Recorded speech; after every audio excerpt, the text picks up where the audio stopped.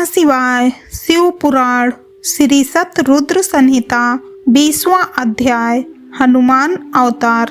नंदीश्वर बोले, हे महामुने, एक समय की बात है, भगवान शिव जो कि महान लीलाधारी हैं, भगवान श्री हरि विष्णु का मोहिनी रूप देखकर उन पर मोहित हो गए। कामदेव के बाढ़ों से आहत होकर रामचंद्र जी के कार्यों को सिद्ध करने हेतु उन्होंने अपना वीर्यपात कर दिया। तब उस वीर्य को पत्ते पर रखकर सप्त ऋषियों ने देवी अंजनी के कान में पहुंचा दिया।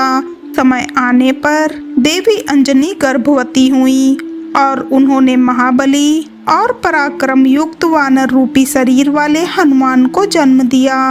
बाल्यकाल में हनुमान बड़े ही वीर और पराक्रमी थे। वे बहुत चंचल भी थे।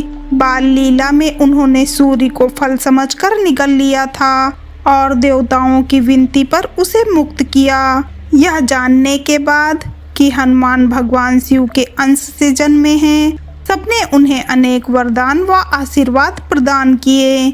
सूर्य देव की कृपा से उन्हें सारी विद्याएं प्राप्त हुई। बालपन से ही हनुमान के हृदय में श्री राम का निवास था। भक्ति भावना से उनकी आराधना और सेवा करना ही उनका ध्येय था। उन्होंने श्री राम की सेवा हेतु अपना घर त्याग दिया।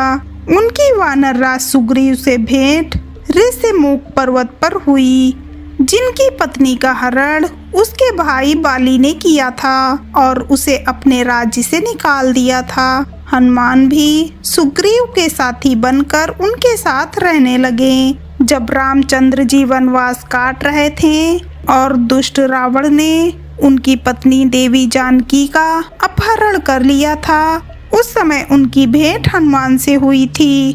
हनुमान ने अपने आराध्य श्री राम को पहचान लिया और उनके चरणों में अपना सर्वस्व समर्पित कर दिया। हनुमान और सुग्रीव से मित्रता हो जाने के पश्चात श्री राम ने सुग्रीव के बड़े भाई बाली, जिसने उनका राज्य और पत्नी दोनों को छीन लिया था, उसका वध कर सुग्रीव का राज्याभिषेक कराया।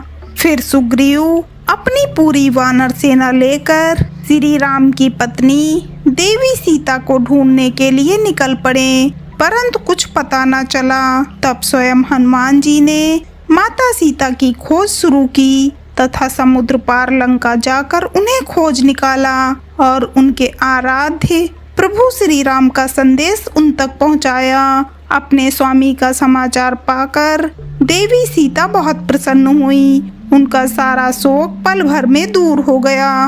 माता सीता को राम जी का संदेश देकर हनुमान जी ने राक्षसों को सबक सिखाना शुरू किया।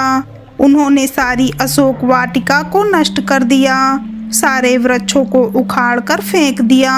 जब रावण के सैनिकों ने उन्हें देख लिया तो रावण के सामने जाने हेतु उन्होंने अपने को कैद करा दिया। बंधन में बांधकर उन्हें रावण के सामने ले जाया गया। तब राक्षस राज ने वानर रूपी हनुमान की पूंछ में आग लगाने का दंड दिया।